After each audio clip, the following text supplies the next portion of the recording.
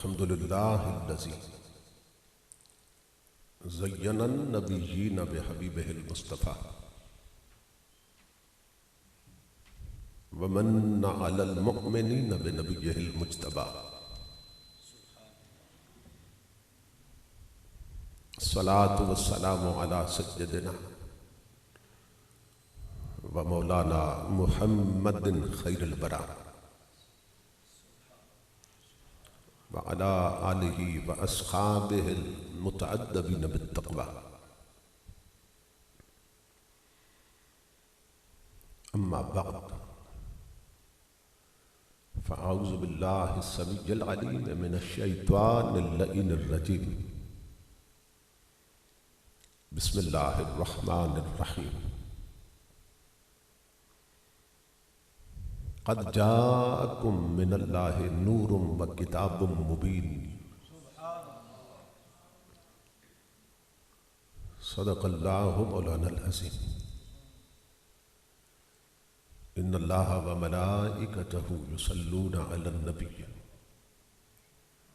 یا ایہا الذین آمنوا صلوا علیہ وسلموا تسلیما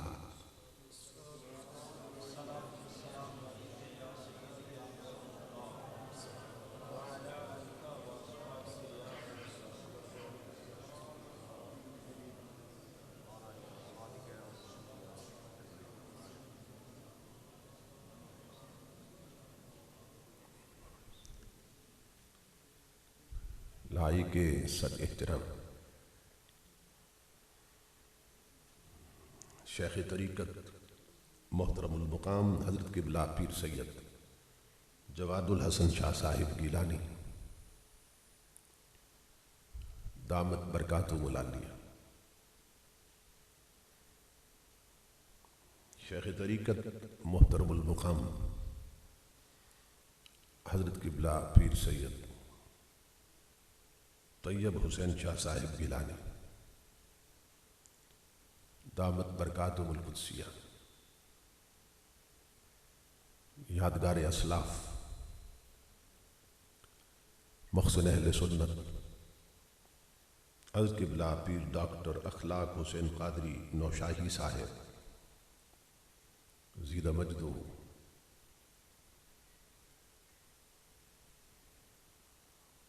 دیگر معزز مشائخ و علماء کرام اور محترم حاضرین و سامعین، اللہ رب العزت کا لاکھ لاکھ شکر ہے کہ جس نے اپنی توفیق خاص سے آپ کو اور مجھے اپنی پاک بارگاہ میں حاضری کا شرف عطا کیا اور بارگاہ رسالت مآب صلی اللہ تعالیٰ علیہ وآلہ وسلم میں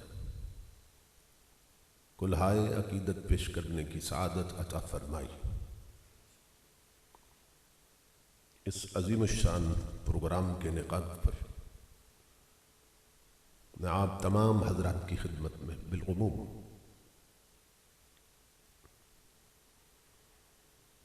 اور برادر محترم جناب ماسٹر زبیر احمد رضوی صاحب اور محترم حاجی محمد اسد صاحب اور ان کے جملہ رفقا اور معاونین کی خدمت میں بالخصوص دل کی اتھا گہرائیوں سے ہدیہ تبریک و تحسین پیش کرتا ہوں اور دعا کرتا ہوں کہ اللہ رب العزت دوستوں کی اس محنت کو اور ہم سب کی حاضری کو اپنی پاک بارگاہ میں قبول و منظور فرمائے۔ میں اپنے برادران عزیز خطیب اسلام حضرت علامہ زین الاسلام صاحب اور برادر عزیز محترم حسیب الحسن قادری نوشاہی صاحب کا شکر گزار ہوں کہ جن کے توسل سے تاریخ کا تعین ہوا اور میں اس پاکیزہ مجلس تک پہنچا ہوں۔ یہاں پہنچتے ہی برادر محترم ماسٹر زبیر احمد رضوی صاحب جس بے پناہ شفقت سے نوازا، اس پر میں بار دیگر ان کا شکریہ ادا کرتا ہوں اور دعا کرتا ہوں کہ اللہ رب العزت ان شخصیات کا سایہ تادیر اہل اسلام کے سروں پہ قائم رکھے۔ میں اپنے برادر عزیز خطیب اسلام حضرت علامہ قاری گلزار احمد نقشبندی صاحب خطیب اعظم گجرات کبھی شکر گزار ہوں کہ میری گزارش پر آپ ساتھ تشریف لائے۔ اللہ رب العزت سب کا آنا قبول فرمائے۔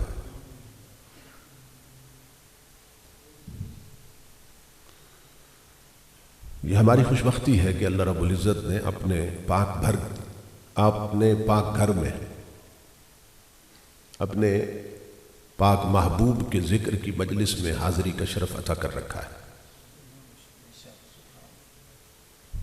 یہ ایک ایسا اعزاز ہے کہ جو اللہ رب العزت کی خاص توفیق کے بغیر ممکن نہیں ہے۔ اگر آپ حضرات اپنے ارد گرد کے ماحول کا جائزہ لیں، اپنے اڑوس پڑوس میں نگاہ دوڑائیں تو آپ کو اپنی ذات سے بڑھ کے زیادہ حسین لوگ بھی نظر آئیں گے، زیادہ بڑے دولت مند بھی نظر آئیں گے، زیادہ شہرت اور ناموری کے مالک لوگ بھی نظر آئیں گے،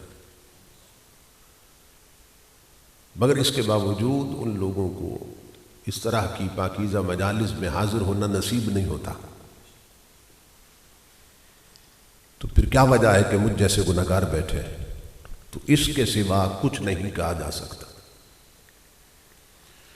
کہ اللہ اور اس کے محبوب کی یہ بارگاہ اتنی بلند بارگاہ ہے کہ یہاں آیا نہیں جاتا بلکہ بلایا جاتا ہے۔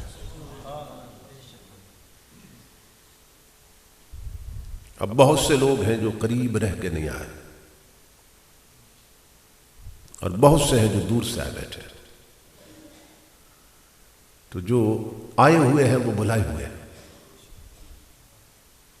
میری طلب بھی تیرے ہی کرم کا صدقہ ہے، قدم یہ اٹھتے نہیں ہیں اٹھائے جاتے ہیں۔ یہ جو چوکٹ ہے، یہ جو اللہ رب العزت کا گھر ہے، اس کی حاضری اور پھر نبی اکرم صلی اللہ تعالیٰ علیہ وآلہ وسلم ذکر پاک کی مجلس میں حاضری، اسے چھوٹی سی حاضری نہ سمجھا کریں کہ جو گھڑیاں یہاں گزرتی ہیں وہ یوں سمجھیں کہ جنت میں گزرتی ہیں، کیونکہ اللہ کا گھر بھی جنت ہے۔ اور حضور کے ارشاد کے مطابق اللہ اور اس کے محبوب کے ذکر کی مجلس اگر جنگل میں قائم کی جائے تو اس جگہ کو بھی جنت بنا دیتی ہے، جیسا کہ حضور صلی اللہ علیہ وسلم نے فرمایا اذا مررتم بریاض الجنت فرتو، کہ میرے غلاموں جب جنت کے باغوں میں جاؤ تو پھر اپنی خوراک لے لیا کرو۔ اصحاب رسول نے حیران ہو کے سوال کیا یا رسول اللہ صلی اللہ علیہ وسلم، اس دنیا میں وہ جنت کے باغ کون سے ہیں؟ تو حضور نے فرمایا کہ مجالس الذکر، کہ وہ محفلیں جہاں اللہ کا اور اس کے محبوب کا ذکر ہوتا ہے وہی جنت کا باغ ہوتی ہیں۔ اس وقت ہم جنت کے باغ میں ہیں، اور جو لوگ جنت میں آ جاتے ہیں تو وہ پھر جو دعا مانگتے ہیں اللہ رب العزت قبول فرما لیتا ہے۔ تو یہ سلسلے کمزور ہوتے جا رہے ہیں۔ اب بہت سے لوگ ہیں جو پڑوس میں ہوں گے مگر گھر میں بیٹھے ہیں، اس محلے میں ہیں مگر گھر میں بیٹھے ہیں، اور ان کے اندر طلب ہی پیدا نہیں ہوئی کہ ہم مسجد میں چلے جائیں، ہم مجلس میں چلے جائیں۔ اس سے اندازہ ہوتا ہے کہ باطنی اور روحانی دنیا کتنی برباد ہو چکی ہے۔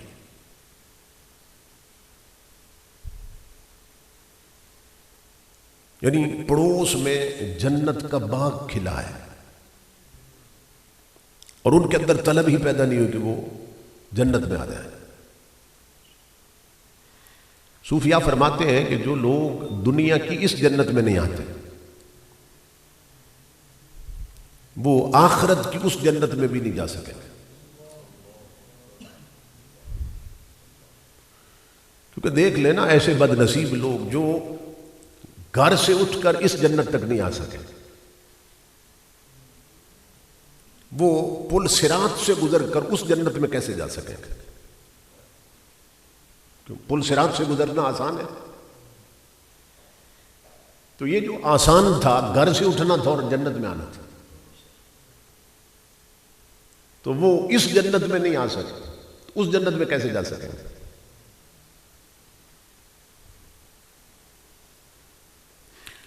اصل یہ بات ہے کہ اندر وہ جو طلب ہوتی تھی نا، وہ طلب ہی ختم ہو چکی ہے۔ فلمیں دیکھ دیکھ کے، گانے سن سن کے، اور حرام دیکھ دیکھ کے، حرام سن سن کے اپنے دلوں کو اتنا زنگ آلود کر لیا ہے کہ حضور کے ذکر کی مجلس کی طرف دل میں داعیہ اور طلب ہی پیدا نہیں ہوتی۔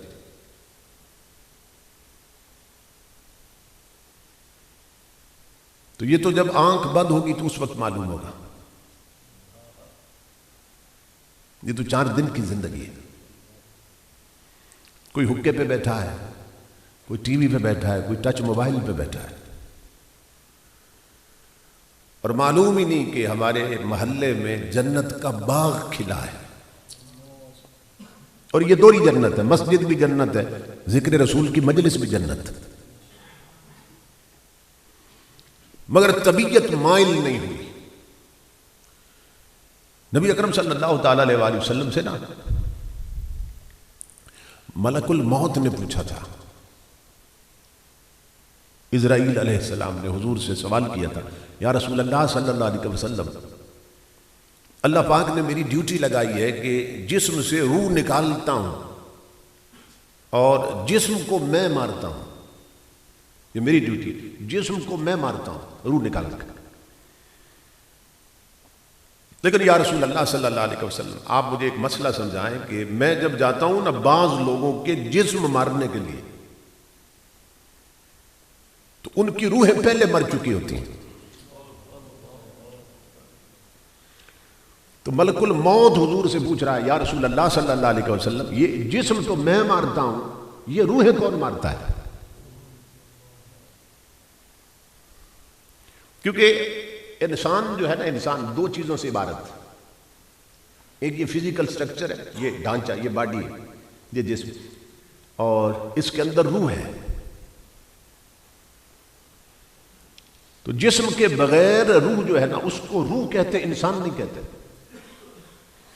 اور روح کے بغیر جسم کو بھی انسان نہیں کہتے، ڈیڈ باڈی کہتے تھے، میت کہتے تھے۔ انسان کون؟ جسم بھی ہو، اندر روح بھی ہو۔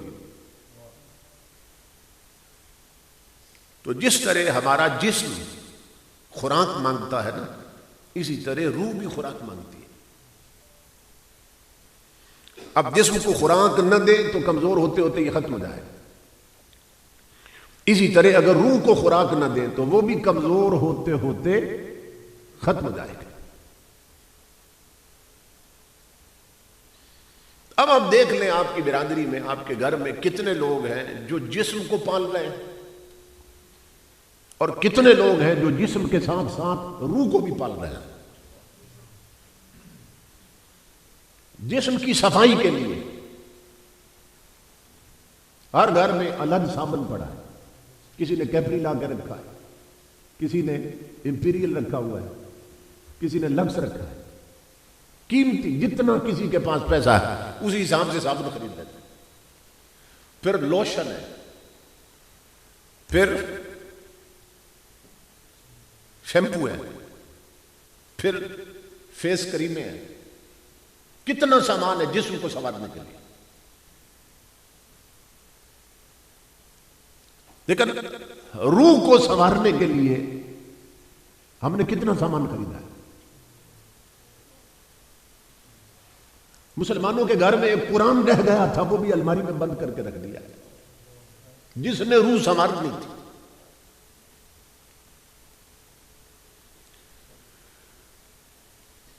یہ جو حضور کی حدیث میں نے سنائی کہ جب جنت کے باغوں میں جاؤ تو اپنی خوراک لے لیا کرو، تو وہ کس خوراک کی بات کر رہے ہیں حضور صلی اللہ علیہ وسلم؟ روح کی خوراک کی بات کر رہے ہیں کہ ذکر خدا اور ذکر نبی کی مجلسوں میں روح کو خوراک ملتی ہے۔ تو جسم پال رہے ہیں، روح مار دی، چونکہ اس کی خوراک نہیں دی اسے اپنے۔ جسم بنا ہے 4 چیزوں سے، آگ، پانی، ہوا اور مٹی، اور یہ چاروں اللہ نے نیچے سے لیے۔ تو جسم جن چیزوں سے بنا ہے نا وہ نیچے سے لیے ہیں، اللہ نے جسم کی خوراک بھی نیچے رکھ دی ہے۔ ہر وہ شے جس سے جسم پلتا ہے اللہ نے نیچے رکھ دی۔ اور روح کہاں سے آئی ہے؟ قرآن میں یسألونک عن الروح قل الروح من امر ربی، محبوب یہ آپ سے پوچھتے ہیں روح کیا ہے، آپ فرما دیں وہ اللہ کے امر سے آئی، اوپر سے آئی۔ روح آئی ہے اوپر سے، جسم بنا ہے نیچے سے۔ اب قدرت کے نظام کا کمال دیکھیے اللہ رب العزت نے کیسا سسٹم بنایا اس نے کہ جسم کی خوراک نیچے رکھ دی چونکہ بنا نیچے ہے، اور روح کی خوراک اللہ نے اوپر سے بھیج دی چونکہ روح اوپر سے آئی۔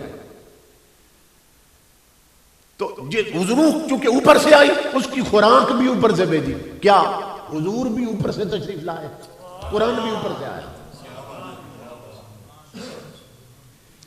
جو آیت میں نے پڑھی قد جاءکم من اللہ نور، تحقیق آ گیا تمہارے پاس اللہ کی طرف سے نور۔ تو یہاں نور کس کو کہا؟ حضور کی ذات کو، وہ بھی اللہ کی طرف سے آیا، اوپر سے آیا۔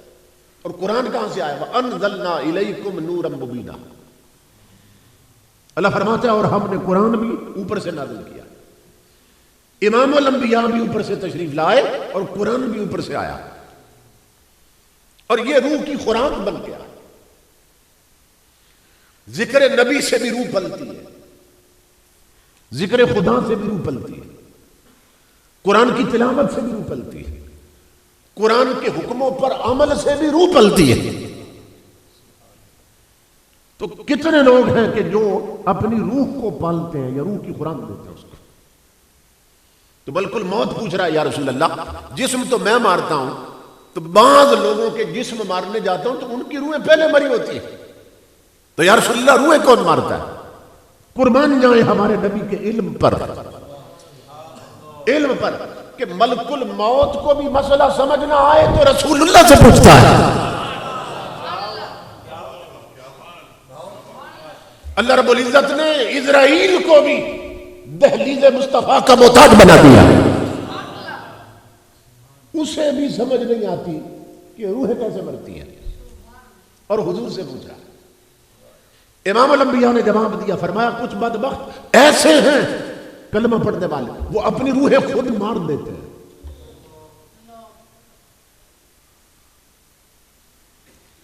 اپنی روحیں خود مار دیتے ہیں، اور جن کی روحیں مر جاتی ہیں وہ حقہ نہیں چھوڑتے، دین کی محفل چھوڑ دیتے ہیں۔ جن کی روحیں مر جاتی ہیں وہ تاش کی بازی نہیں چھوڑتے، نماز چھوڑ دیتے ہیں۔ جن کی روحیں بیمار ہوتی ہیں یا مر جاتی ہیں وہ کرکٹ میچ نہیں چھوڑتے، جمعہ چھوڑ دیتے ہیں۔ گھروں میں دیکھ لیں جن کی روحیں مر جاتی ہیں وہ بہو بیٹیاں ٹی وی پر ڈرامہ نہیں چھوڑتی، نماز چھوڑ دیتی ہیں۔ یا تو روحیں بیمار ہو چکی ہیں یا روحیں مر چکی ہیں۔ امام الانبیاء نے فرمایا بعض بدبخت ایسے اپنی روحیں خود مار دیتے ہیں، اور ان میں سے 3 بندوں کا ذکر بطور خاص کیا حضور۔ اعجاب المرء بنفسہ، امام الانبیاء نے فرمایا وہ جو گھمنڈی ہوتا ہے اور متکبر ہوتا ہے، اپنے جیسا کسی کو نہیں سمجھتا، وہ سمجھتا ہے میں اونچا ہوں باقی سارے مجھ سے چھوٹے اور نیچے ہیں۔ جو فرعون بنا ہوتا ہے جس میں تکبر ہوتا ہے، امام الانبیاء فرماتے ہیں وہ بدبخت اپنی روح خود مار دیتا ہے۔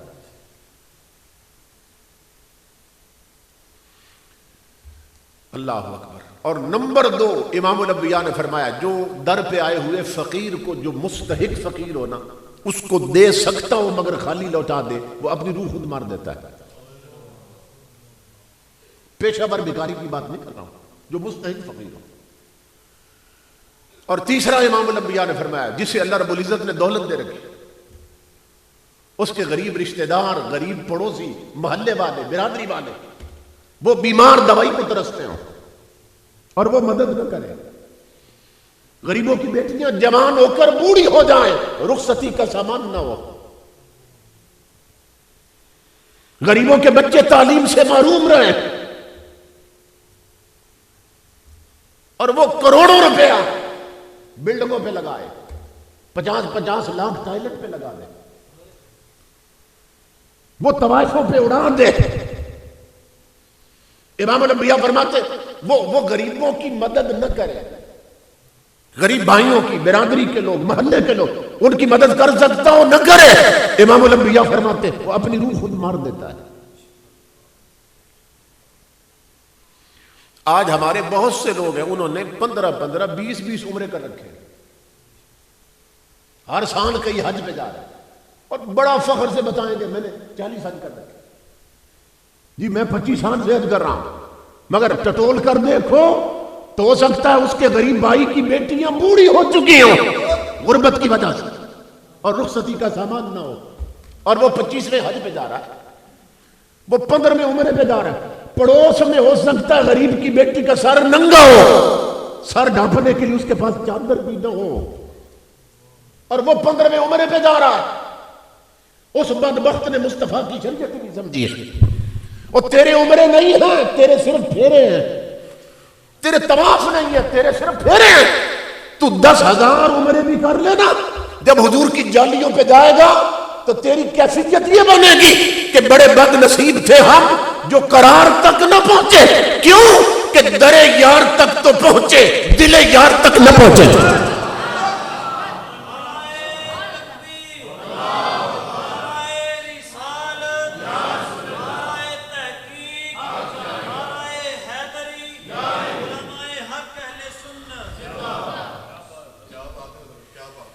سمجھ رہے ہیں؟ وہ عمرہ تو فرض ہی نہیں ہوتا، عمرہ تو فرض ہی نہیں ہوتا، صاحب استطاعت پہ حج فرض ہوتا، اور حج بھی زندگی میں ایک بار فرض، ہر بار فرض نہیں ہے، صرف ایک بار صاحب استطاعت پہ حج فرض۔ وہ حیرت کی بات، جو فرض ہی نہیں وہ 25واں پھیرا لگا رہا ہے، وہ غریب کی مدد ہر بار فرض ہے، پڑوسی کی مدد ہر بار فرض ہے۔ امام الانبیاء فرماتے ہیں اتانی جبریل یوصینی بالجار حتی ظننت انہ سیورثہ، امام الانبیاء فرماتے ہیں جبریل نے اتنے پھیرے لگائے سدرہ سے مدینے کے، اور صرف ایک بات ہی کرنے آتا تھا، یا رسول اللہ رب نے بھیجا ہے کہ امت کو کہے پڑوسی کا خیال رکھے۔ تمہارے میرے نبی فرماتے ہیں جبریل نے اتنے پھیرے لگائے صرف ایک کام کے لیے، کہ آقا فرماتے ہیں مجھے گمان ہونے لگا کہ اللہ پڑوسی کو کہیں وارث نہ بنا دے، کہ وراثت کا حق نہ دے دے اللہ رب العزت، تو وہ بھوکا سو رہا ہے، اس کے بچے بیمار ہیں، دوائی کو تر، اور یہ 15ویں عمرے پہ جا رہا ہے کہ بے خبر ز مقام محمد عربیست، اس بد نصیب نے تاجدار کائنات کی شریعت کا مزاج ہی نہیں سمجھا۔ تو جلسے ہوتے ہیں تربیت کے لیے، یہ کانوں کے چسکے کے لیے نہیں ہوتے۔ آج تک قوم اکثریت میجارٹی کانوں کا چسکا پورا کرتی رہی نا، تو حالت یہ ہو چکی، بس جلسے میں آئے گی کانوں کا سواد پورا کیا، قوم کانوں کی عیاش بن گئی، نہ قرآن یاد نہ حدیث یاد، بنیادی ضروری مسئلے تک معلوم نہیں، اور جلسوں میں آتے ہیں صرف اپنا سواد پورا کر کے چلے جاتے ہیں۔ تو جلسے حضور نے اس لیے شروع کیے تھے، آقا تو جلسے اس لیے کرتے تھے کہ ان جلسوں کے ذریعے حضور کی امت تک حضور کا دین پہنچے، تو ہم نے دین کا بھی وہ حصہ چن لیا کہ جس کا تعلق اپنی طبیعت کے ساتھ، دین کا بھی وہ حصہ چن لیا جس کا تعلق اپنے من کے ساتھ۔ دیکھیں نا، ہمارے ہاں ہر سال میلاد شریف پر اس کے جھنڈے اور بینر بڑھتے جا رہے ہیں، اور میں حیران ہوتا ہوں بعض جگہوں پہ مشل بردار جلوس نکلتا ہے۔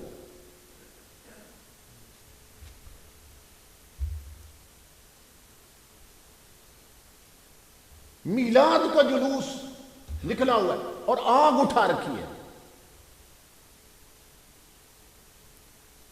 ہر بندے نے آگ اٹھا رکھی۔ یہ میلاد مصطفیٰ کی توہین ہے، اور نادان اور تاجدار کائنات آگ لگانے نہیں آگ بجھانے آئے تھے۔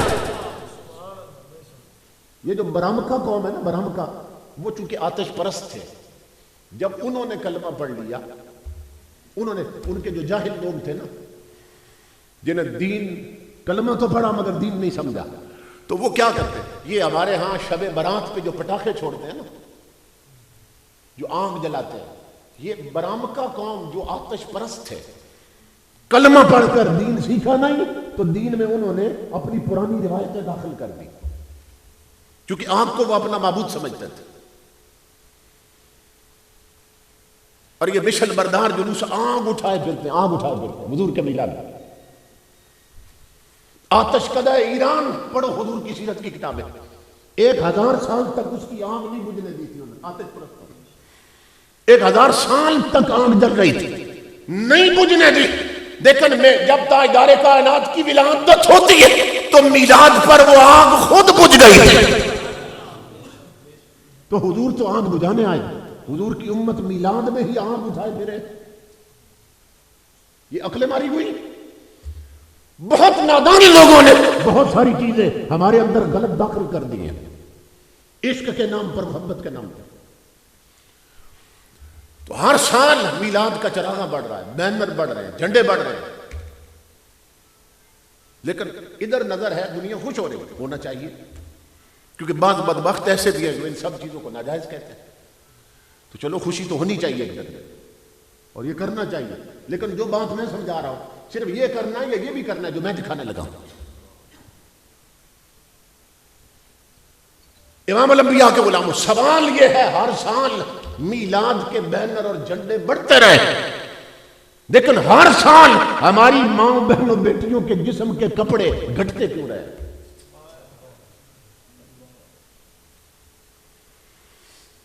اگر میلاد کے جھنڈے اٹھانے میں ہم مخلص تھے اپنے رسول کے ساتھ، تو ہماری بیٹیوں کے سروں سے چادریں اتری کیوں ہیں؟ عورتیں شارٹ ڈریس پہنتے پہنتے کہاں پہنچ گئی ہیں؟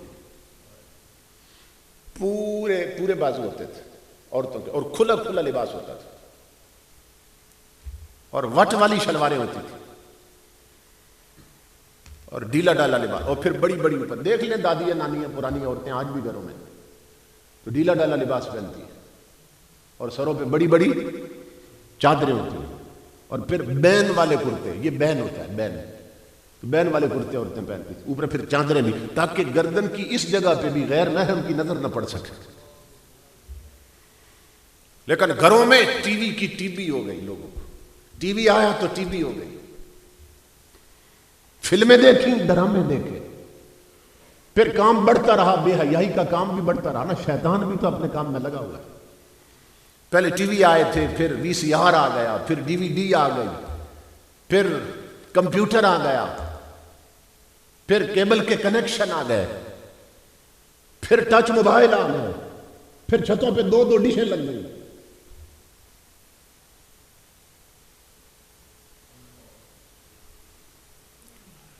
اب 2 ڈشیں چھتوں پہ لگی ہوتی، بڑی بڑی کوٹھیوں پہ، ایک کا رخ ادھر ہے ایک کے ادھر، وہ یہ کیا کرتے ہیں، کیوں لگائی ہیں یہ بڑی بڑی پلیٹیں انہوں نے؟ تاکہ کافروں کے ملک کا کوئی چینل، انگریزوں کے ملک کا کوئی بے غیرتی کا چینل ایسا نہ رہے کہ میں گھر بیٹھ کے اسے دیکھ نہ سکوں۔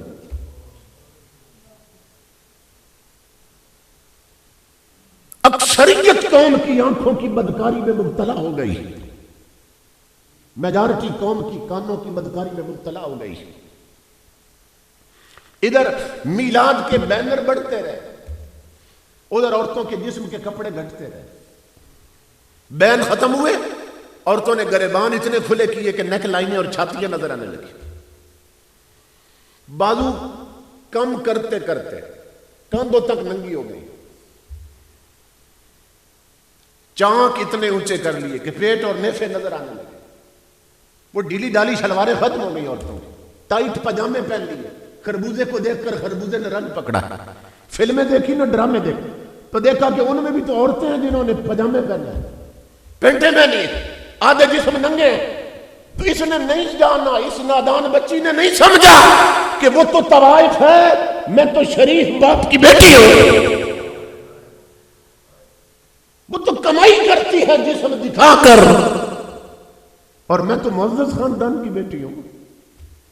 یہ فرق مٹ گئے لوگوں، ادھر بینر بڑھتے رہے، ادھر سروں سے دوپٹے اترتے رہے، ادھر گریبان کھلے ہوتے رہے، ادھر بازو ننگے ہوتے رہے، ادھر پاجامے اور پینٹیں آتی رہی، ادھر جھنڈے بڑھتے رہے، بینر بڑھتے رہے۔ تو کیا سمجھتے ہیں حضور پھر خوش ہو رہے ہیں؟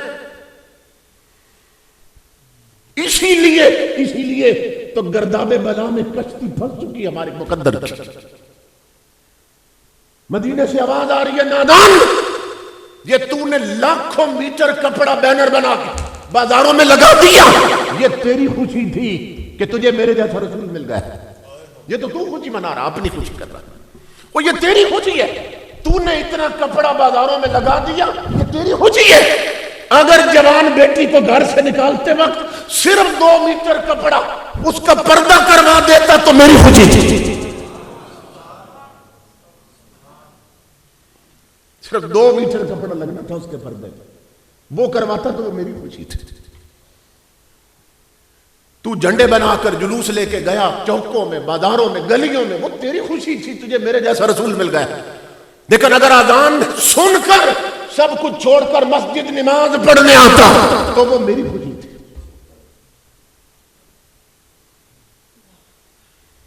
تو بتاؤ نا، ہم حضور کی خوشی کا کیا کر رہے ہیں؟ ہر گھر میں گانے ہیں، ہر ہوٹل پہ گانے ہیں۔ حضور علیہ السلام نے فرمایا، امام الانبیاء کی حدیث پاک ہے، حضور نے فرمایا، یکون فی ہذہ الامت 4 فتن، حضور فرماتے ہیں میری امت میں 4 بڑے فتنے پیدا ہوں گے جو میری امت کو برباد کر دیں گے۔ اب حضور فرمائے کہ یہ کام میری امت کو برباد کر دے گا اور امت وہ کام کرنے لگ جائے تو بربادی سے بچ سکتی ہے؟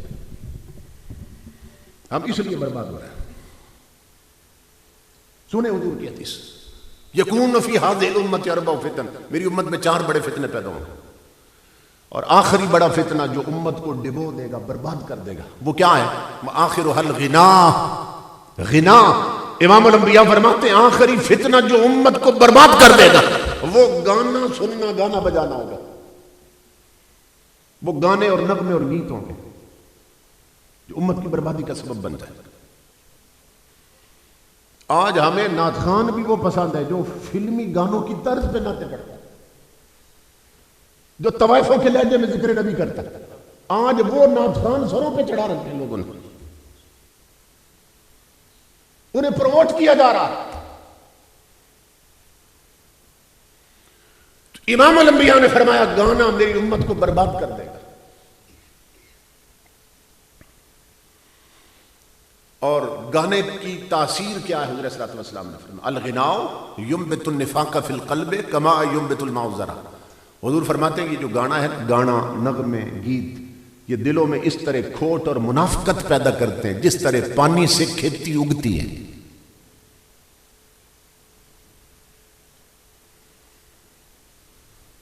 اور ہمارے ہاں حکومت کی سرپرستی میں میوزیکل شو ہوتے ہیں، حکومت کی سرپرستی میں ناچنے والیاں بلا لیتے ہیں اور گانے والیاں بلا لیتے ہیں، حکومت کی سرپرستی بڑے بڑے پروگراموں میں۔ جی پنجاب کا گورنر جو ہے وہ مہمان خصوصی ہے، جہاں طوائفیں آ کے گا رہی ہیں وہ مہمان خصوصی ہے، انہیں ایوارڈ دیے جا رہے ہیں، ایوارڈ دیے جا رہے ہیں۔